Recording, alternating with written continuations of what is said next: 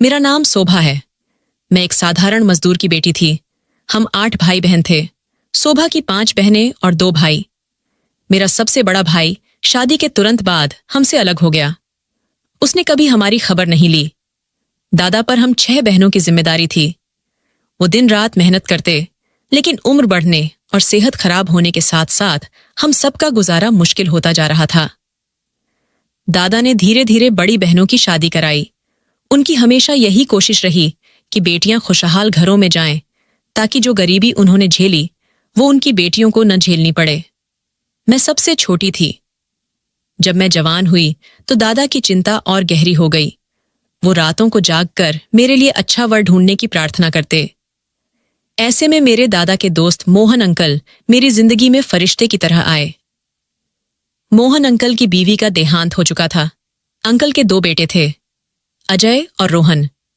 Uncle ने दोनों बेटों को बहुत प्यार से पाला था। भगवान ने उन्हें सब कुछ दिया था। बाजार में कई दुकानें थीं, 3-4 मकान थे और शहर के बाहर बड़े बड़े खेत भी। एक दिन वो खुद हमारे घर आए और दादा से मेरा विवाह अपने बड़े बेटे अजय से करने का प्रपोजल रख दिया।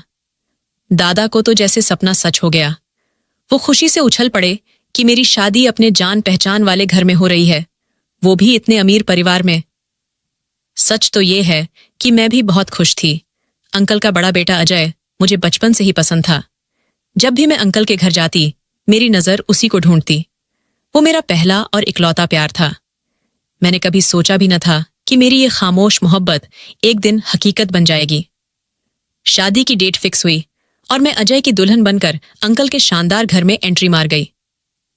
घर में घुसते ही अंकल ने, जो अब मेरे ससुर थे, मेरा हाथ पकड़कर कहा, बेटी, आज से ये घर तुम्हारा है।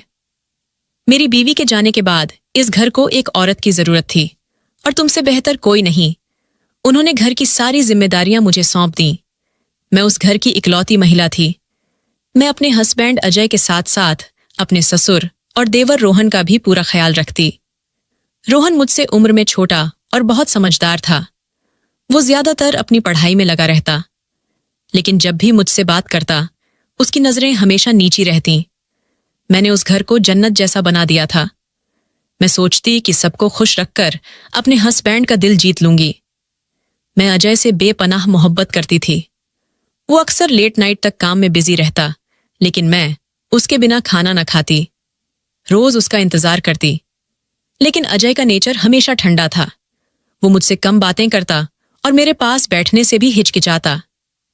जब मैं शिकायत करती तो कहता कि वो मुझसे बहुत प्यार करता है, बस काम की थकान से चुप रहता है। मेरे लिए ये सुनना काफी था कि वो मुझसे प्यार करता है। मैं तो उसके प्यार में पागल थी। उसी प्यार में ही मैं सबका ख्याल रखती। अंकल हर महीने मुझे अलग से पैसे देते। हालांकि अजय भी अच्छी सैलरी वाली जॉब करता था। मुझे कभी किसी चीज की कमी न हुई। मैं अपनी लाइफ बहुत खुशी से जी रही थी और अपने लक पर गर्व करती। फिर एक दिन अंकल ने मुझसे कहा कि वो रोहन की शादी के बारे में सोच रहे हैं। वो चाहते थे कि घर में एक और बहू आ जाए ताकि मेरा हेल्प मिले। मैं ये सुनकर खुश हो गई, लेकिन उसी रात अजय ने मेरे मन में जहर भरना शुरू कर दिया। वो मेरे पास आया और बोला, शोभा, तुम जानती हो कि पापा का यह सारा कारोबार मैंने ही खड़ा किया है।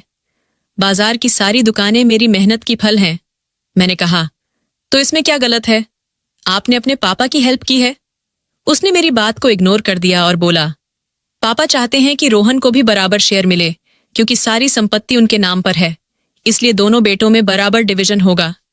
मैंने सिंपल शब्दों में कहा, तो ये तो अच्छी बात है ना अजय, पिता की संपत्ति दोनों बेटों में बराबर बंटनी चाहिए। मेरी ये बात सुनते ही उसका चेहरा गुस्से से लाल हो गया। उसने कहा, देखो बेवकूफ, अगर ये सब हमारा हो जाए तो हमारे बच्चों का फ्यूचर कितना ब्राइट होगा। कल को हमारे बच्चे होंगे, अगर सारी दौलत हमारे पास होगी तो उनका लाइफ भी बेस्ट होगा। वैसे भी ये सब मैंने ही कमाया है। रोहन तो बस पढ़ाई करता रहा। अभी तो उसने काम शुरू ही किया है, उसका कोई राइट नहीं। मुझे ये बात बहुत गलत लगी।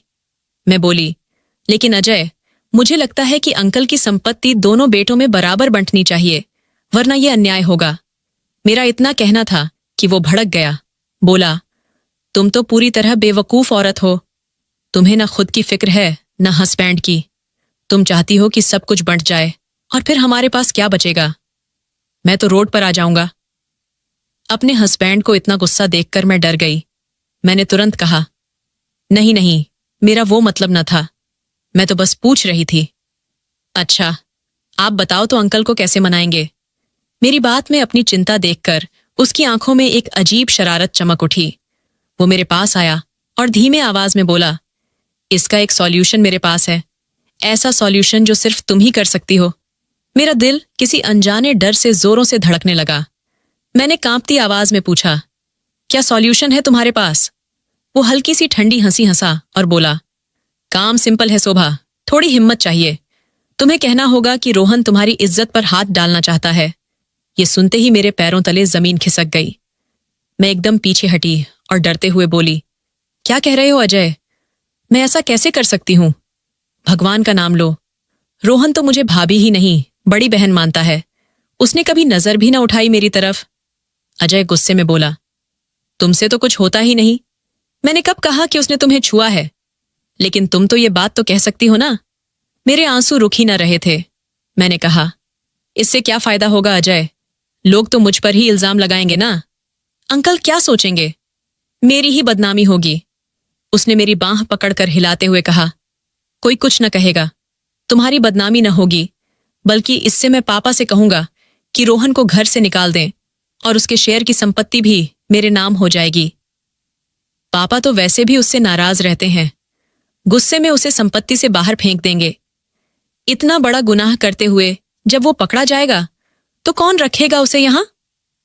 मैं कुछ पल चुप बैठी रही। मेरे मन में डर और लालच की जंग चल रही थी। एक तरफ मेरे हस्बैंड का प्यार और एक लग्जरी वाली खुशहाल लाइफ का ख्याल था, दूसरी तरफ एक साफ सुथरी जिंदगी और मेरा अपना कंसाइंस। मैंने धीमे से कहा, अजय, ये बहुत बड़ा पाप है, मैं नहीं कर पाऊंगी। मेरी बात सुनकर अजय का चेहरा लाल हो गया। वो गुस्से में चिल्लाया, अच्छा, तो तुम नहीं करोगी? मतलब तुम मुझसे प्यार नहीं करती, तुम चाहती हो कि मैं रोड पर आ जाऊं? वो रोहन जो पापा का लाडला है आधी संपत्ति ले ले और मैं, जिसने अपनी जवानी इस घर के लिए लगाई, खाली हाथ रह जाऊं, यही तुम्हारी चाहत है? मैं सिसकते हुए बोली, नहीं अजय, ऐसा मत कहो, मैं तुमसे बहुत प्यार करती हूं। वो बोला, तो प्रूव करो कि तुम मेरी हो। अगर आज मेरी बात न मानी तो समझ लेना कि तुमने मुझे हमेशा के लिए खो दिया। मैं ऐसी औरत को अपने पास न रखूंगा जो मेरे फ्यूचर के लिए एक छोटा सा बलिदान न दे सके। ये सुनकर मेरी सांसें रुक गईं। मैं टूट गई थी। अजय ने मुझे गले लगा लिया और मेरे आंसू पोंछते हुए बोला, सुनो शोभा, बस एक बार ये काम कर दो, फिर पापा उसे घर से निकाल देंगे। उसके बाद सिर्फ तुम, मैं और हमारी खुशहाल लाइफ। सोचो, हमारे बच्चे कितनी अच्छी जिंदगी जिएंगे। मैं उसकी बातों के जाल में फंसती जा रही थी। उसकी आवाज, उसका प्यार और दौलत का लालच मेरे दिल पर भारी पड़ने लगा। मैंने सिसकते हुए पूछा, लेकिन अंकल मेरी बात पर यकीन करेंगे ना? अजय के चेहरे पर एक चालाक स्माइल आ गई। बोला, वो तुम पर मुझसे ज्यादा भरोसा करते हैं, तुम्हें अपनी बेटी जैसा मानते हैं। जब तुम रोते हुए उनके सामने ये बात कहोगी तो उन्हें एक पल के लिए भी शक न होगा। वैसे भी रोहन की पढ़ाई और काम में सुस्ती से वो पहले से ही परेशान है। ये इल्जाम सुनकर तो वो तिलमिला जाएंगे। उसने मेरा चेहरा अपने हाथों में लिया और बोला, आखिरी बार पूछ रहा हूं शोभा, या तो हमारी लग्जरी वाली राजसी लाइफ या फिर मेरी तबाही, और याद रखना, अगर मैं बर्बाद हुआ तो तुम्हें भी अपने साथ न रखूंगा। उसकी ये बात मेरे लिए मौत जैसी थी। मैंने आंखें बंद कर लीं। मेरे अंदर से सब कुछ मर गया था। कांपती आवाज में मैंने कहा, ठीक है अजय, जैसा तुम कहो वैसा ही करूंगी। वो मुस्कुराया। मुझे पता था कि तुम मना न करोगी। अब सुनो, क्या करना है।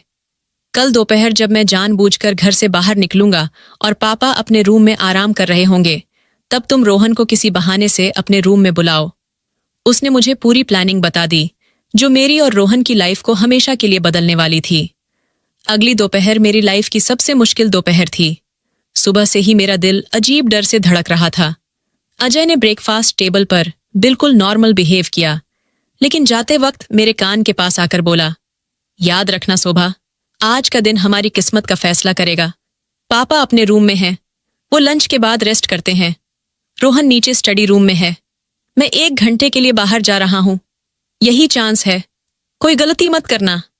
मैंने सिर हिलाया, लेकिन डर से मेरा गला सूख गया था। बोली, अजय, मुझे बहुत डर लग रहा है। अगर अंकल ने मेरी बात पर भरोसा न किया तो उसकी आंखों में एक ठंडी चमक आ गई। वो भरोसा करेंगे क्योंकि तुम उनकी बेटी जैसी हो। बस सही तरीके से रोना आना चाहिए, उसने मजाक उड़ाते हुए कहा और घर से निकल गया। मैंने खुद को समझाया, मुझे ये करना ही होगा, अजय के लिए। कांपते हुए मैंने फोन उठाया और रोहन का नंबर डायल किया, जो नीचे स्टडी रूम में था। हाँ भाभी, उसने कहा। मैंने अपनी आवाज को कंट्रोल करते हुए बोला, रोहन बेटा, जरा मेरे रूम में आ जाओ, मुझे तुम्हें एक जरूरी चीज दिखानी है और मुझे भी ठीक फील न हो रहा। वो बोला, सब ठीक तो है भाभी? भाई कहाँ हैं? मैंने कहा, वो बाहर किसी काम से गए हैं, तुम बस 2 मिनट में आ जाओ। ठीक है भाभी, आ रहा हूं, उसने कहा और फोन रख दिया। कुछ ही मिनटों में दरवाजे पर दस्तक हुई। मैंने गहरी सांस ली और दरवाजा खोला। रोहन जल्दी से अंदर आ गया। बोला, क्या हुआ भाभी? चेहरा बिल्कुल पीला पड़ गया है। मैं डॉक्टर को बुलाऊं? मैंने कहा, नहीं, डॉक्टर की जरूरत नहीं। ये कहते हुए मैंने पीछे मुड़कर दरवाजा बंद कर दिया। लॉक की आवाज सुनकर रोहन चौंक गया। उसने डरते हुए आंखों से मुझे देखा। भाभी, आपने दरवाजा क्यों बंद किया? ये आप क्या कर रही हैं? मैं दरवाजे के सामने खड़ी हो गई। रोहन, तुम मुझसे क्या उम्मीद रखते हो? वो पूरी तरह घबरा गया। क्या मतलब भाभी? मैं क्या उम्मीद रखता हूं? आपने खुद मुझे बुलाया था। भगवान के लिए दरवाजा खोलो, भाई आ जाएंगे तो क्या सोचेंगे? यही वो मोमेंट था जिसका मुझे इंतजार था। मैंने अजय के सिखाए शब्दों को आवाज दी। दरवाजा मैंने नहीं, तुमने बंद किया रोहन। भाभी, वो सदमे में चिल्लाया, आप ठीक तो हैं? ये आप क्या कह रही हैं? मजाक खत्म करो और दरवाजा खोलो। मैंने अपनी आवाज ऊंची की और पूरी ताकत से चिल्लाना शुरू कर दिया, मेरी बांह छोड़ो, बचाओ, कोई है? रोहन, ये क्या कर रहे हो? तुम्हें तहजीब पता नहीं? मैं तुम्हारे भाई की इज्जत हूं। रोहन वहीं खड़ा रह गया जहां था। उसके चेहरे पर डर साफ दिख रहा था। भाभी, आप ये क्यों कर रही हैं? मैंने तो आपको छुआ भी नहीं। आप पागल हो गई हैं क्या? मैं रोते चिल्लाती हुई चीख रही थी। मुझे पता था कि अंकल पास के रूम में हैं। रोहन घबराहट में दरवाजे की तरफ बढ़ा। भाभी, बस करो, पापा सुन लेंगे। आखिर मैंने आपका क्या बिगाड़ा है? तभी दरवाजे पर जोरदार ठोकने लगे। शोभा, रोहन, दरवाजा खोलो। क्या हुआ बेटी? अंकल की गर्जना सुनाई दी। मैं और जोर से सिसकने लगी। अंकल, मुझे बचाओ, ये रोहन मुझे परेशान कर रहा है, दरवाजा खोलो। रोहन कांपते हाथों से मेरी तरफ देखने लगा। उसकी आंखों में डर और शर्म दिख रही थी। मैं तुरंत पीछे हटी। रोहन ने कांपते हाथों से लॉक खोला। दरवाजा खुला और अंकल अंदर आए। उन्होंने मुझे कोने में कांपती रोती देखा और फिर रोहन को, जो हतबेल रह गया था। ये क्या हो रहा है? अंकल ने गुस्से से पूछा। रोहन कुछ कहने को आगे बढ़ा। पापा, मैं इससे पहले कि वो कुछ कहता, अंकल ने पूरी फोर्स से उसके गाल पर जोरदार थप्पड़ मारा। काश तू पैदा होते ही मर जाता, ये अपनी मां के दुख में ही चला जाता। कम से कम मुझे ये दिन तो न देखना पड़ता।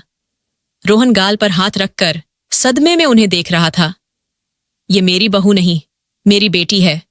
अंकल चिल्लाए, तुम्हारी हिम्मत कैसे हुई इसके साथ बदसलूकी करने की? ये तुम्हारे भाई की इज्जत और तुम्हारी भाभी है। अब वो पापा, भगवान की कसम, मैंने कुछ नहीं किया। रोहन की आवाज आंसुओं में डूबी गई। उसी टाइम अजय, जो शायद बाहर वेट कर रहा था, दौड़ता हुआ अंदर आया। क्या हुआ पापा? शोभा, ये शोर क्या है? उसने डरते हुए पूछा। पूछो अपने इस भाई से। अंकल ने रोहन की तरफ इशारा किया। ये हमारी इज्जत पर हाथ डाल रहा था। अजय ने गुस्से में रोहन का गला पकड़ लिया। तेरी इतनी हिम्मत, मैं तुझे जिंदा ना छोड़ूंगा। भाई, मेरी तो बात सुनो, ये सब खत्म करो, अजय ने सख्ती से कहा। पापा, उसी टाइम पुलिस को कॉल करो, ये जानवर अब घर में नहीं, जेल में रहेगा। अंकल ने तुरंत फोन निकाला। रोहन बेबस अपने पिता, भाई और मुझे देख रहा था। उसकी आंखों में जो गुजारिश थी वो मुझसे ओझल न हो रही थी, लेकिन मैं मजबूर थी। हेलो सर, इंस्पेक्टर साहब, मैं अजय बोल रहा हूं। मेरे घर पर तुरंत पुलिस भेजो। रोहन तड़पते हुए उनके पैरों पर गिर पड़ा। मैं बेकसूर हूं, मैं कसम खाता हूं पापा। भाभी, आप ही बता दो, आपने मुझे खुद बुलाया था। भाभी, आप चुप क्यों हैं? मैं दीवार से सटकर सिसकियों में अपनी आंखें न उठा पा रही थी। रोहन की बेबसी और गुजारिश मेरे दिल को चीर रही थी, लेकिन अजय का गुस्से भरा चेहरा मुझे घूर रहा था। मेरे होंठों पर सख्ती से ताला लग गया। देखा क्या पापा? देखा आपने? अजय ने रोहन को पकड़कर खींचा। अभी भी ये शोभा को डरा रहा है, कह रहा है कि तुम चुप रहो। कितना गंदा आदमी है ये। मैं डरी नहीं हूं, मैं सच बोलने को कह रहा हूं। रोहन चिल्लाया। भाई, आप तो जानते हैं कि मैं ऐसा नहीं हूं, आप ही पापा को समझाओ। अजय ने नफरत भरी नजर से देखा। तुझे भाई कहते हुए शर्म आनी चाहिए। आज से तेरा और मेरा कोई रिश्ता नहीं। इतने में पुलिस भी आ गई। 2 कांस्टेबल और 1 इंस्पेक्टर अंदर घुसे। घर का माहौल देखकर उन्होंने समझ लिया कि केस सीरियस है। क्या हुआ अजय साहब? किसने कॉल किया था? इंस्पेक्टर ने पूछा। अंकल ने टूटे हुए लहजे में कहा, सर, इस जानवर ने मेरी बहू की इज्जत पर हाथ डालने की कोशिश की है। उन्होंने रोहन की तरफ इशारा किया। इंस्पेक्टर ने मेरी तरफ देखा। मैडम, आप ठीक तो हैं? आप स्टेटमेंट दो, आपके साथ क्या हुआ? अब सबकी नजरें मुझ पर टिक गईं। ये आखिरी चांस था सच बोलने का, लेकिन अजय की आंखों में लिखी धमकी मुझे कैद कर रही थी। मैं सिसकते हुए कांपती आवाज में वही दोहराने लगी जो मुझे सिखाया गया था। मैं अपने रूम में थी। रोहन किसी बहाने से अंदर आया और दरवाजा बंद कर लिया। उसने मेरी सांस रोक दी। मेरी आवाज रुक गई। झूठ! ये तो पूरा झूठ है। रोहन पागलों की तरह चिल्ला रहा था। इंस्पेक्टर साहब, मेरी बात पर यकीन करो, मुझे फंसाया जा रहा है। ये सब संपत्ति के लिए हो रहा है। मेरा भाई ही इसके पीछे है। चुप रहो। अजय कूदा और उसके गाल पर थप्पड़ मारने की कोशिश की, लेकिन इंस्पेक्टर ने तुरंत बीच में आ गया। देखिए, हाथ ना उठाएं, इंस्पेक्टर ने सख्त लहजे में कहा। फिर रोहन की तरफ मुड़ा। ये संपत्ति वाली बात क्या है? इससे पहले कि रोहन कुछ कहता, अजय बीच में कूद पड़ा। इंस्पेक्टर, इसकी बातों में न फंसो। ये अपनी जान बचाने के लिए अब मुझ पर इल्जाम लगा रहा है। आप खुद देखो, मेरी बीवी की हालत क्या है। क्या वो झूठ बोल रही है? इस घर में कोई इस पर भरोसा न करेगा। ये तो शुरू से ही कंट्रोल से बाहर है। पापा इसकी हरकतों से पहले ही परेशान थे। अंकल ने भी हामी भरी। हाँ इंस्पेक्टर साहब, अजय सही कह रहा है। मुझे इससे यही उम्मीद थी। ये बचपन से ही बागी था।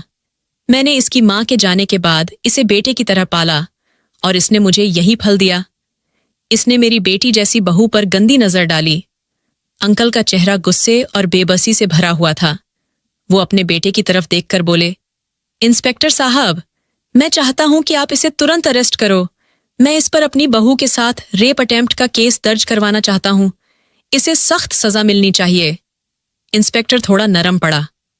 सोचिए अंकल जी, आखिर फैमिली मैटर है। अब ये फैमिली मैटर नहीं रहा।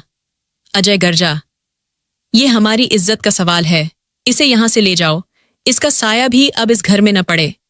कांस्टेबलों ने रोहन के हाथों में हथकड़ी डाल दी। वो आखिरी बार मेरी तरफ देखता रह गया। उसकी आंखों में गुस्सा न था, बस एक गहरी तकलीफ और एक सवाल था। क्यों भाभी? बस एक बार बता दो क्यों। मैं आंखें नीची कर ली। पुलिस उसे घसीटते हुए बाहर ले गई और अंकल सोफे पर गिर पड़े। उन्होंने अपना सिर पकड़ लिया। सब खत्म हो गया। मेरी इज्जत, मेरा सम्मान सब मिट्टी में मिल गया। अजय ने उनके कंधे पर हाथ रखा। नहीं पापा, कुछ खत्म नहीं हुआ। आप सब्र रखिए। अच्छा हुआ कि उस गंदे आदमी से छुटकारा मिला। शोभा, जाओ, पानी लाओ पापा के लिए। मैं धीरे धीरे उठी। मेरे ससुर ने मुझ पर कोई इल्जाम न लगाया। उनके लिए तो मैं विक्टिम थी और रोहन क्रिमिनल। उस रात जब अंकल दवा लेकर सो गए, अजय मेरे रूम में आया। उसके चेहरे पर सुकून था। तुमने तो कमाल कर दिया शोभा, उसने मुस्कुराते हुए कहा। मुझे यकीन ही न था कि तुम इतना अच्छा एक्टिंग कर लोगी। अजय, वो रोहन बेकसूर था, मैंने सिसकते हुए कहा। हमने बहुत बड़ा गुनाह किया है। उसने मेरी बात काट दी, मेरे होंठों पर उंगली रखी। गुनाह? कैसा गुनाह? मैंने तो बस अपना हक लिया है। अब बस एक काम बाकी है। कल ही मैं पापा से कहूंगा कि वो रोहन को संपत्ति से बाहर कर दें और सब कुछ मेरे नाम पर कर दें। आखिर अब उनके पास मेरा ही सहारा है। उसकी आंखों में लालच की चमक देखकर मेरे अंदर डर पैदा हो गया। रोहन के जेल जाने के बाद घर में सन्नाटा छा गया था। अजय का बिहेव भी पूरी तरह बदल चुका था। अब वो मुझसे कम बातें करता, बस अपने पापा के आसपास घूमता रहता। उसने धीरे धीरे उन्हें पूरी तरह तोड़ दिया था। अगले दिन वकील आया, सारे पेपर्स तैयार कर दिए गए। मेरे ससुर ने कांपते हाथों से हर साइन किया, हर वो साइन जिसने रोहन को सब कुछ खोने पर मजबूर कर दिया और अजय को घर और संपत्ति का सिंगल ओनर बना दिया। उस दिन जब सब कुछ अजय के नाम हो गया, वो बहुत खुश था। वो सीधा मेरे रूम में आया। मैं भी खुश थी कि चलो मेरी तपस्या रंग लाई, अब तो वो मुझसे प्यार करेगा। शोभा, तुमने तो कमाल कर दिया, उसने मुस्कुराकर कहा। बहुत बहुत थैंक्स तुम्हारा। मैंने शर्माते हुए आंखें नीची कर लीं। थैंक्स किस बात का अजय? मैंने जो किया अपने हस्बैंड और अपने घर के लिए किया। अब तो सब ठीक हो गया ना? अब तो कोई भी हमारे बीच ना आएगा। हाँ, उसने ठंडे लहजे में कहा। अब कोई हमारे बीच ना आएगा। फिर वो अचानक सीरियस हो गया। और अब तुम्हें भी मेरी लाइफ में रहने का कोई राइट नहीं? मैंने हैरानी से सिर उठाया। क्या मतलब? आप ये क्या कह रहे हैं अजय? उसके चेहरे पर एक शैतानी हंसी थी।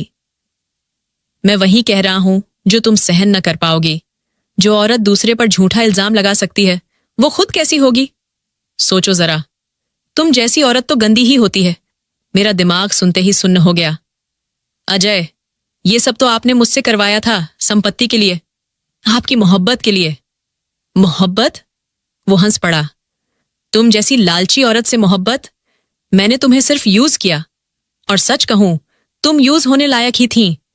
जो औरत अपने देवर पर इतना गंदा इल्जाम लगा सकती है, उस पर मैं भरोसा कैसे करूं?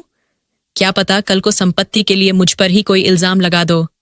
नहीं अजय, भगवान के लिए, मैंने ये सब आपके लिए, अपने लिए किया है। उसने बीच में काटा। अब तुम्हारी जरूरत खत्म हो गई है। मैं तुम्हें अपने पास न रख सकता। ये कहते ही उसने बिना श्रम के वो पेपर मेरे चेहरे पर मार दिया जिसमें तलाक लिखा था। मैं तुम्हें तलाक देता हूं। मैं स्थिर रह गई। तलाक? हाँ, तलाक। ये उसके पेपर हैं, उसने गुस्से से कहा। और अब 1 मिनट में इस घर से निकल जाओ। नहीं अंकल, अंकल! मैं चीखते हुए उनके रूम की तरफ दौड़ी। अजय ने मेरा हाथ पकड़कर रोका। कहाँ जा रही हो उनके पास? वो मेरी सुनेंगे, तुम्हारी नहीं। अगर तुमने उन्हें कुछ बताने की कोशिश की तो मैं कहूंगा कि तुम रोहन के सदमे में पागल हो गई हो, या फिर उसी क्राइम में पार्टनर थी, तो वो तुम्हारी बात पर भरोसा न करेंगे। उसने मेरा हाथ कसकर पकड़ा और मुझे घसीटते हुए घर के मेन गेट तक ले आया। अजय, ऐसा मत करो। मैं कहाँ जाऊंगी? मेरा कोई नहीं है। मैं रो रही थी, उसके पैरों पर गिर गई थी। वो गुस्से से बोला, जहां से आई थी वहीं चली जाओ। मुझे कोई फर्क न पड़ता। यहां से गायब हो जाओ। उसने मुझे जोरदार धक्का दिया और मैं थ्रेशोल्ड पर गिर पड़ी। बाहर निकलो और दोबारा इस घर की तरफ मत देखना। वो दरवाजा बंद करके अंदर चला गया। मैं उस बड़े घर की दहलीज पर पड़ी हुई थी। आंखों में आंसू, दिल में दर्द और रूह तक टूट चुकी थी। मेरे पास अब कोई शेल्टर न था। इस दुनिया में मेरा कौन था? मेरे माँ बाप जो मेरी तकलीफ देखकर मुझे सीने से लगाते, वो तो बहुत पहले ही गुजर चुके थे। अब बस एक ही उम्मीद थी, मेरा भाई। मैं लड़खड़ाती हुई आंसू पोंछती अपने भाई के घर की तरफ चल पड़ी। कई घंटों की पैदल यात्रा के बाद जब उसके छोटे से 2 रूम वाले घर पहुंची तो रात गहरी हो चुकी थी। मैंने डरते हुए दरवाजे पर दस्तक दी। शोभा? मेरी भाभी ने दरवाजा खोला और मुझे इस हालत में देखकर ठिठक गई। शोभा, तुम इस टाइम? सब ठीक तो है ना? इतने में मेरा भाई भी बाहर आ गया। कौन आया है? अरे शोभा, अंदर आओ। क्या हुआ? अजय कहाँ है? अंकल ठीक है। मैंने अंदर जाते ही फर्श पर बैठ गई और जोर जोर से रो पड़ी। भाई, सब खत्म हो गया। अजय ने मुझे घर से निकाल दिया, तलाक दे दिया। रूम में कुछ देर के लिए सन्नाटा छा गया। भाई भाभी ने एक दूसरे को देखा। तलाक? भाई ने हैरानी से कहा। क्यों, क्या हुआ? जरूर तुमने ही कुछ किया होगा। नहीं भाई, मैं सिसकते हुए बोली। भगवान की कसम, मैंने कुछ नहीं किया। उसने मुझे धोखा दिया है। उसने मुझसे सब छीन लिया। बस कुछ दिन अपने पास रख लो, जब तक कोई रास्ता ना निकले। भाभी तुरंत बोली, देखो शोभा, यहां कोई रास्ता ना निकलने वाला है। हम खुद मुश्किल में हैं। ये 2 रूम हैं और किसी तरह हमारा गुजारा हो रहा है। अब अगर लोगों को पता चल गया कि एक तलाकशुदा औरत हमारे घर में रह रही है, तो मोहल्ले वाले कहानियां गढ़ेंगे। हम ये सब सहन न कर पाएंगे। भाभी, आप ये क्या कह रही हैं? मैं इनकी बहन हूं, मैंने रोते हुए कहा।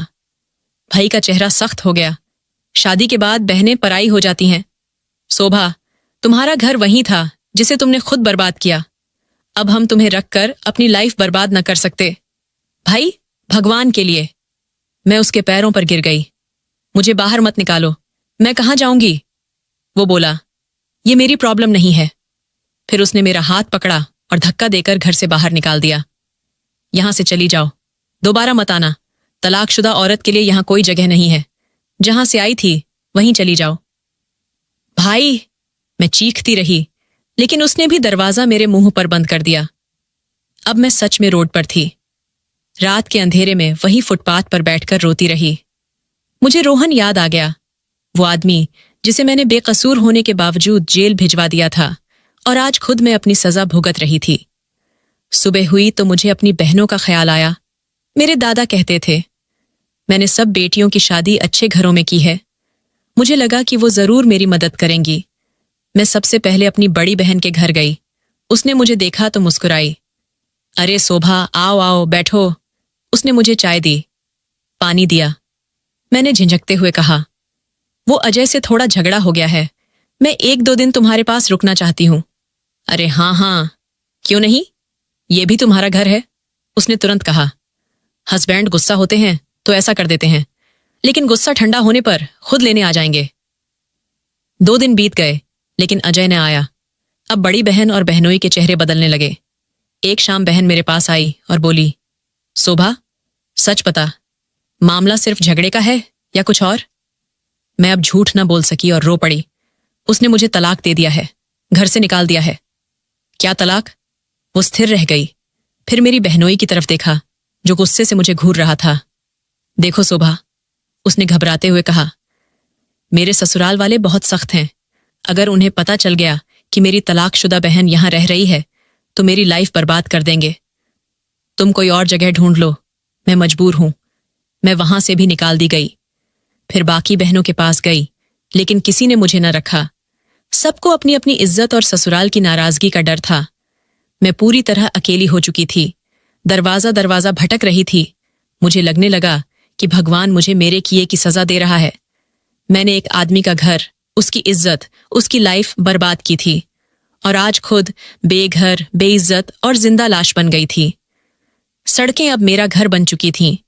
जिस आदमी के लिए मैंने सब कुछ दांव पर लगा दिया था, उसी ने मुझे कचरे की तरह बाहर फेंक दिया था। कई दिन इसी हालत में कट गए। आखिर मेरी बर्दाश्त टूट गई। मैं एक बिल्डिंग के छज्जे में गिर पड़ी।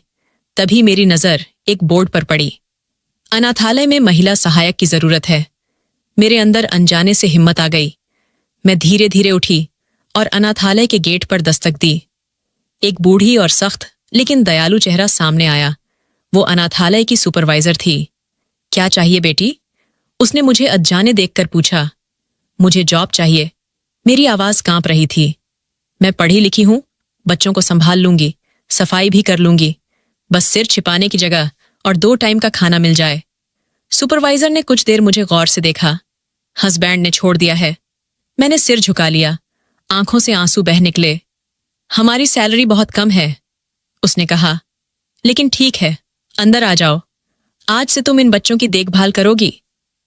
अब मेरे पास कोई और जगह न थी। दरवाजा दरवाजा ठोकरें खाने के बाद आखिर मुझे एक शेल्टर मिल गया था।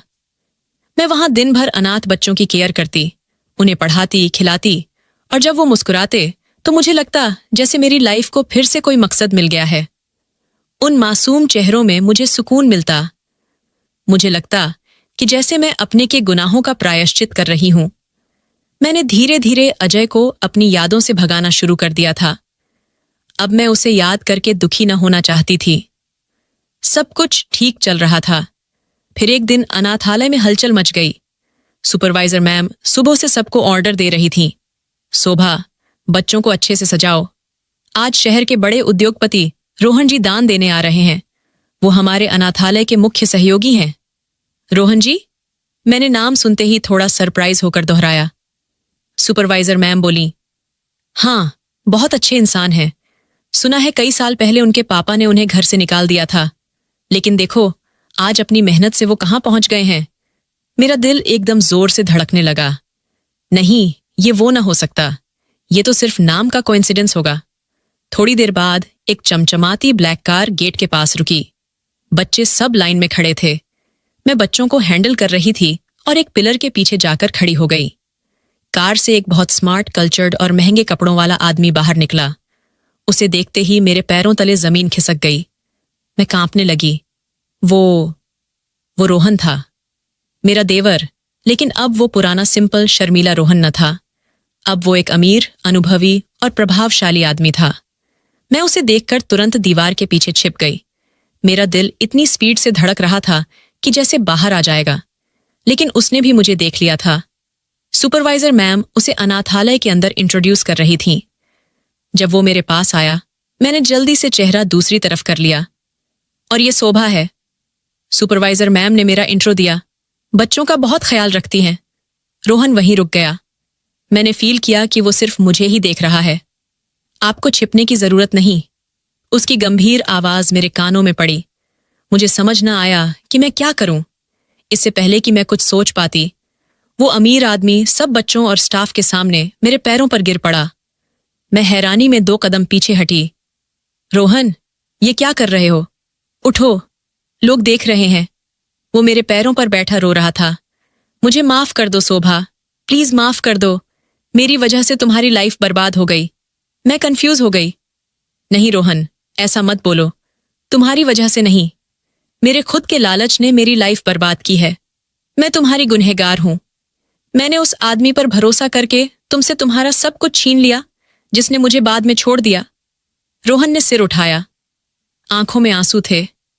नहीं शोभा, दोष तुम्हारा नहीं है। जब भाई की शादी फिक्स हो रही थी, तब मैंने ही भाई से कहा था कि वो तुमसे शादी न करे। मैं विस्मित रह गई। क्या? तुमने ऐसा क्यों कहा?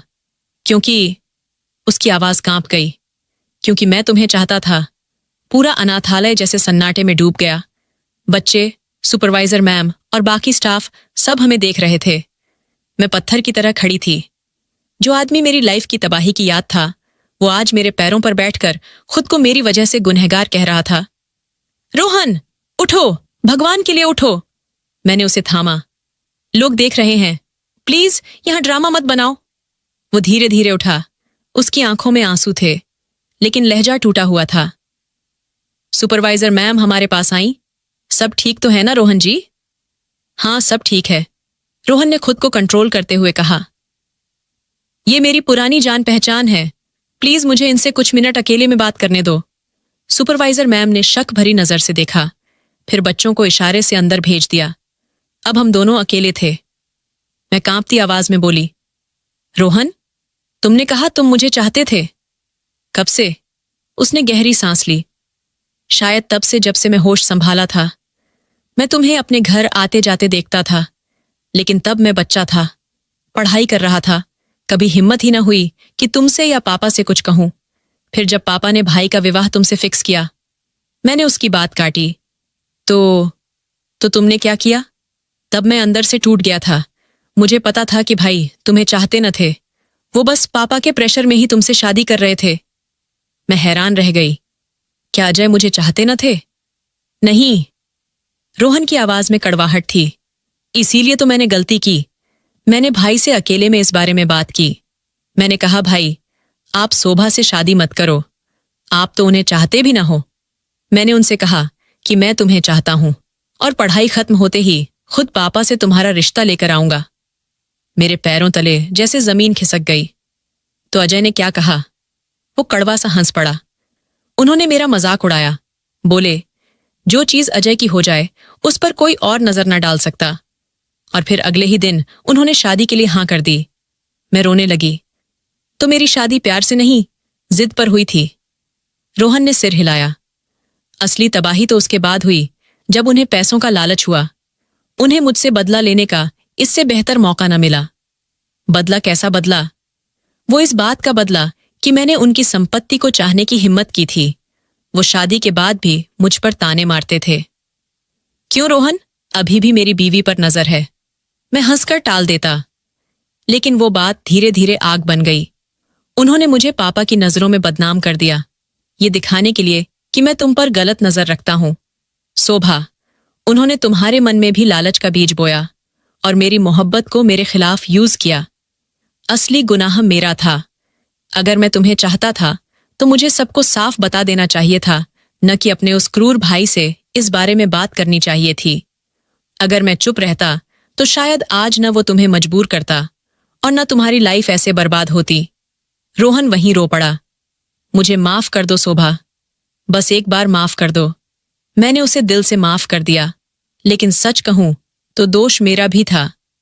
मैं उस आदमी के झूठे प्यार में इतनी अंधी हो गई थी कि एक सच्चे आदमी की लाइफ बर्बाद कर दी। वो हंसता मुस्कुराता चेहरा लिए जब वहां से गया तो मेरे दिल का बोझ थोड़ा हल्का जरूर हुआ, लेकिन अंदर कहीं एक कांटा चुभा रह गया। अब मुझे समझ आ चुका था कि मोहब्बत ऊंचे वादों का नहीं, बल्कि मुश्किल वक्त में इज्जत और भरोसा निभाने का नाम है। और कोई गलती तब तक न मिटती जब तक सच्ची माफी न मिल जाए। मैंने फैसला किया था कि मैं खुद उससे मिलकर अपने बड़े गुनाह की माफी मांगूंगी, लेकिन उसके बाद वो चला गया। रोहन के जाने के बाद अनाथालय का माहौल मुझे काटने को दौड़ा रहा था। सुपरवाइजर मैम मेरे पास आईं। उनके चेहरे पर 100 सवाल थे। शोभा, ये सब क्या था? वो रोहन सर, इतने बड़े आदमी, वो तुम्हारे पैरों पर क्यों झुके थे? मैंने आंखों में आए आंसुओं को रोकते हुए कहा, दीदी, वो मेरे पुराने जमाने का हिस्सा है। एक ऐसा बड़ा गुनाह जिसका बोझ मैं आज तक ढो रही हूं। दीदी ने हैरानी से कहा, बड़ा गुनाह? कैसा गुनाह शोभा? मैंने सिर झुकाकर कहा, मैंने उन पर बहुत बड़ा जुल्म किया है। वो मेरे देवर थे और मैंने अपने हस्बैंड के कहने पर उन पर झूठा इल्जाम लगाया था। सुपरवाइजर मैम ने गहरी सांस ली। भगवान माफ करने वाला होता है, लेकिन शोभा, वो आदमी खुद को गुनहगार मान रहा था। उसकी आंखों में तुम्हारे लिए नफरत नहीं, कुछ और ही था। मैंने सिसकते हुए कहा, यही तो मेरी सजा है। दीदी, वो बेकसूर होकर भी खुद को गुनहगार मानता रहा और मैं गुनहगार होकर भी जिंदा हूं। कुछ दिन बीत गए, लाइफ फिर से पुराने ट्रैक पर आने लगी, लेकिन अंदर से मैं बेचैन थी। रोहन की बातें, उसका खुद को गुनहगार मानना, सब मेरे सीने में चुभा रह गया था। मैंने सोचा था कि मैं उससे माफी मांगूंगी, लेकिन वो तो खुद को ही दोषी मानकर चला गया। एक दिन सुपरवाइजर मैम ने मुझे बुलाया। शोभा, रोहन सर फिर आए हैं, तुमसे बात करना चाहते हैं। मेरा दिल धक से रह गया। मैं कांपते कदमों से उनके ऑफिस में घुसी। रोहन अकेला बैठा था, लेकिन उसके चेहरे पर इस बार कुछ स्थिरता थी। उसने नरमी से कहा, बैठो शोभा। मैं सामने वाली कुर्सी पर बैठ गई। आप फिर क्यों आए हैं? मैंने डरते हुए पूछा। वो बोला, उस दिन मैं अपनी बात अधूरी छोड़ गया था। मैंने कहा था कि मेरी वजह से तुम्हारी लाइफ बर्बाद हुई और अब मैं वही लाइफ फिर से सेट करने आया हूं। मैंने हैरानी से देखा। सेट करने से क्या मतलब? उसने गहरी सांस ली। शोभा, मैं तुमसे शादी करना चाहता हूं। मेरे कानों को यकीन ही न हुआ। शादी? मुझसे? रोहन, तुम्हें पता है मैं कौन हूं? वो औरत जिसने तुम्हारी लाइफ बर्बाद की, तुम्हें जेल भिजवाया, तुम्हारे ऊपर झूठा इल्जाम लगाया और तुम मुझसे शादी करना चाहते हो। रोहन ने शांत लहजे में कहा, हां, मैं उसी औरत से शादी करना चाहता हूं जिसे मैं हमेशा से चाहता था, जिसे मेरे भाई अजय ने धोखा दिया और बर्बाद कर दिया। नहीं, मैं लगभग चीख पड़ी। ये नामुमकिन है रोहन। मैं उसके लायक नहीं हूं। मैं एक गुनहगार औरत हूं, तलाकशुदा हूं, जिसे उसके घर वालों ने निकाल दिया। मेरी जगह तो इस अनाथालय में है, इन बच्चों के बीच। यही मेरी सजा है। तुम अपनी लाइफ जियो। मुझ जैसी औरत से शादी करके अपनी इज्जत क्यों खराब करना चाहते हो? रोहन की आंखों में दर्द था। उसने कहा, इज्जत खराब न होगी शोभा, लौटेगी। चाहे तुम उस आदमी के लायक न थीं जिसने तुम्हारी इज्जत न की, लेकिन मैं तुम्हें वो इज्जत वापस देना चाहता हूं। मैं चाहता हूं कि दुनिया जाने कि तुम बेकसूर थीं। तुम्हारा दिल साफ था। नहीं रोहन, मैंने सिसकते हुए कहा, मैं लालची थी। मैंने अपने हस्बैंड के कहने पर सब किया। मैं उस इज्जत के लायक नहीं हूं। भगवान के लिए रोहन, मुझे मेरी सजा पूरी करने दो। मुझे और तुम्हें शर्मिंदा मत करो। रोहन चुप रहा, फिर बोला, तुम्हारा जवाब ना है। मैंने सिर झुका लिया। हां, मेरा जवाब ना है। ठीक है, वो धीरे से बोला, शायद तुम मुझ पर भरोसा न कर सकती, लेकिन मैं तुम्हें इस अनाथालय में अपने न किए गुनाह की सजा काटते हुए न देखूंगा। अगर तुम मेरी बात न मानोगी तो मुझे उन लोगों को लाना पड़ेगा जिनकी बात तुम नकार ना पाओगी। मैं फिर आऊंगा। वो ये कहकर चला गया। मैं स्थिर रह गई। वो किन लोगों की बात कर रहा था? उसके जाने के बाद मेरी रातें नींद रहित हो गईं। हर दस्तक पर मेरा दिल कांप जाता। सुपरवाइजर मैम मेरी हालत देखकर बोली, शोभा, इतना डर क्यों रही हो? उसने कुछ कहा है क्या? मैंने सिर झुकाया। बस इतना कहा कि वो फिर आएगा। 3 दिन बीत गए। मैंने खुद को समझाया कि शायद वो दया से चला गया और अब ना आएगा। लेकिन मैं गलत थी। चौथे दिन दोपहर में सुपरवाइजर मैम ने बुलाया। उनका चेहरा सीरियस था। जब मैं ऑफिस पहुंची तो वहां रोहन था, लेकिन अकेला नहीं। उसके साथ मंदिर के मुख्य पुजारी जी और अनाथालय की कमेटी के हेड थे, जो बहुत सम्मानित बुजुर्ग थे। वो वहां मौजूद थे। मैं डरते हुए अंदर गई। आओ बेटी, पुजारी जी ने नरमी से कहा। बैठो। मैं कोने में जाकर बैठ गई। बेटी शोभा, उन्होंने कहा, रोहन ने हमें सब बता दिया है, जो तुम्हारे साथ हुआ और जो तुमसे करवाया गया। मेरी आंखों से आंसू निकल आए। पंडित जी, मैं बहुत बड़ी गुनहगार हूं, मुझे माफी न मिल सकती, उन्होंने प्यार से कहा। बेटी, भगवान हर उस इंसान को माफ करता है जो सच्चे दिल से पछतावा करे। हम यहां तुम्हें ब्लेम करने नहीं आए, हम तो एक नेक काम के लिए आए हैं। रोहन साहब ने हमें बताया कि वो तुमसे शादी करना चाहते हैं, लेकिन तुमने मना कर दिया। मैंने सिसकते हुए रोहन की तरफ देखा, जो आंखें नीची किए बैठा था। मैंने सिसकते हुए कहा, मैं इनके लायक नहीं हूं। मैं एक तलाकशुदा और बदनाम औरत हूं। चुप, रोहन की आवाज पहली बार सख्ती से निकली। आगे खुद को ये मत कहना। फिर वो पुजारी जी की तरफ मुड़ा। पंडित जी, मैंने आपको इसलिए बुलाया है कि आप शोभा को समझाएं। मैं इसे इस अनाथालय में उसके न किए गुनाह की सजा काटते हुए न देख सकता। मेरे भाई ने इसे धोखा दिया, इसके भरोसे का फायदा उठाया और फिर इसे रोड पर फेंक दिया। क्या इसका गुनाह सिर्फ इतना था कि इसने अपने हस्बैंड पर भरोसा किया? पुजारी जी ने मेरी तरफ देखा। बेटी, ये लड़का तुमसे शादी करके तुम्हें इज्जत देना चाहता है। ये तुम्हारे पास्ट को नहीं, तुम्हारे फ्यूचर को देख रहा है। तुम क्यों मना कर रही हो? लोग क्या कहेंगे? मैंने अपना आखिरी बहाना दिया। लोग कहेंगे, इस औरत से शादी कर ली जिसने इस पर इल्जाम लगाया था। लोग रोहन पर हंसेंगे। मैं इनकी और बदनामी का कारण न बनना चाहती। लोगों की फिक्र मैं कब तक करूं? रोहन उठकर मेरे सामने खड़ा हो गया। लोगों ने तब भी स्टोरीज बनाई थीं जब मैं जेल गया था, और लोग अभी भी स्टोरीज बनाएंगे जब मैं तुमसे शादी करूंगा। मुझे लोगों की परवाह नहीं, मुझे सिर्फ तुम्हारी फिक्र है। मैंने जेल में रोज ये दुआ की थी कि भगवान मुझे इतनी ताकत दे कि मैं अपने भाई के किए गलत को मिटा सकूं। शोभा, मुझे वो ताकत दो, मुझे मेरा हक दो। सुपरवाइजर मैम ने मेरे कंधे पर हाथ रखा। शोभा, इतना नेक और सच्चा आदमी खुशकिस्मतों को मिलता है जो तुम्हारे पास्ट के बावजूद तुम्हें अपनाना चाहता है। इससे बड़ा प्यार का प्रूफ और क्या होगा? हाँ कर दो बेटी। मैं चारों तरफ से प्यार और इज्जत के इस घेरे में थी।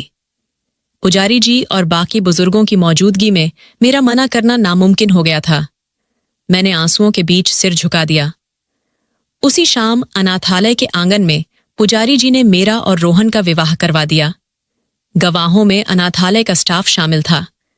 जब मैं विदा हुई तो उन बच्चों से गले लगकर बहुत रोई जिन्होंने मुझे उस वक्त शेल्टर दिया था जब मेरा कोई न था। रोहन मुझे अपने बड़े घर ले आया। वो अजय के घर से भी बड़ा था। जेल से छूटने के बाद मैंने पापा से अपना शेयर न मांगा। रोहन ने बताया, मैंने 0 से शुरू किया। भगवान ने इतनी मेहरबानी की कि आज मेरे पास उससे 10 गुना ज्यादा है जो अजय ने मुझसे छीना था। ये घर तुम्हारा है शोभा। यहां तुम्हें कोई तुम्हारे पास्ट का ताना न देगा। हमने अपनी नई लाइफ शुरू की। रोहन ने मुझे वो इज्जत और प्यार दिया जिसकी मैं सिर्फ सपनों में चाह रखती थी। हमने पुरानी बातों को भूलने की बहुत कोशिश की। वो मेरे हर जख्म पर मरहम लगाता और मैं उसकी हर खामोश तकलीफ को समझने की कोशिश करती। कई महीने बीत गए। एक शाम रोहन काम से लौटा तो बहुत चुप और उदास था। सब ठीक तो है ना रोहन? आप इतने परेशान लग रहे हैं, मैंने पानी का ग्लास देते हुए पूछा। उसने लंबी सांस ली। मैंने आज अजय को देखा। मेरे हाथ से ग्लास गिरते गिरते बचा। कहाँ? कैसे? वो सड़क पर। रोहन ने शॉर्ट आंसर दिया। मतलब? मैंने लोगों से पता किया। रोहन ने सीरियस आवाज में कहा। उसने मुझसे संपत्ति छीनने के बाद एक बहुत अमीर औरत से शादी की थी। वो औरत ठग निकली। उसने अजय से सब कुछ, दुकानें, घर, खेत, अपने नाम करवाकर सब बेच दिया और फिर सारा पैसा लेकर विदेश चली गई। और अंकल? मैंने कांपते हुए पूछा। पापा? वो सदमे सहन ही न सके। अजय की दूसरी बीवी ने उन्हें भी घर से निकाल दिया। वो कुछ टाइम तक ओल्ड एज होम में रहे और फिर वहीं उनका इंतकाल हो गया। मैं वहीं सोफे पर गिर पड़ी। रोहन ने बात जारी रखी। और अजय, जिसने हमें रोड पर लाने की कोशिश की थी, वो आज खुद रोड पर है, पूरी तरह बर्बाद, भीख मांग रहा है। रूम में सन्नाटा छा गया। मेरी आंखों के सामने वो सारी सीन घूमने लगी। वो रात जब अजय ने मुझे गंदा काम करने को कहा था, वो दोपहर जब रोहन बेकसूरी की पुकार लगा रहा था, और वो शाम जब अजय ने मुझे तलाक देकर घर से निकाला था। कर्मों का फल मेरी जुबान से खुद ही निकला। उसने लालच में आकर हमारा सब कुछ छीना और लालच ने ही उसका सब कुछ निगल लिया। रोहन मेरे पास आकर बैठ गया। उसने मेरा हाथ थामा। शोभा, भगवान का इंसाफ कभी लेट होता है, लेकिन होता जरूर है। उसने पैसों के लिए रिश्तों को कुर्बान किया और आखिर में न पैसा रहा और न रिश्ता। मैंने रोहन के कंधे पर सिर रख दिया। मेरे दिल का आखिरी बोझ भी उतर गया। मैं जान गई थी कि मोहब्बत ऊंचे वादों का नहीं, बल्कि मुश्किल वक्त में इज्जत और भरोसा निभाने का नाम है। अजय ने मुझे धोखा दिया और रोहन, जिस पर मैंने इल्जाम लगाया था, उसी ने मुझे इज्जत दी। यही लाइफ का सबसे बड़ा लेसन था कि झूठ और लालच पर बने इमारत चाहे कितनी ऊंची क्यों ना हो, एक दिन गिर ही जाती है। और सच, माफी और सब्र से शुरू होने वाली लाइफ चाहे कितनी मुश्किल से शुरू हो, हमेशा सुकून पर खत्म होती है। दोस्तों, यह पूरी कहानी काल्पनिक है। इसका किसी भी व्यक्ति, स्थान या वास्तविक घटना से कोई संबंध नहीं है। इसका उद्देश्य केवल मनोरंजन, शिक्षा और सस्पेंस आधारित कहानी को प्रस्तुत करना है। आपको यह कहानी कैसी लगी? मुझे कमेंट सेक्शन में जरूर बताएं। मेरे चैनल को सब्सक्राइब कर वीडियो को लाइक कर दें और वीडियो को हाइप भी दें। और ऐसी और भी रोमांचक कहानियां सुनने के लिए मेरे चैनल के साथ बने रहें। धन्यवाद।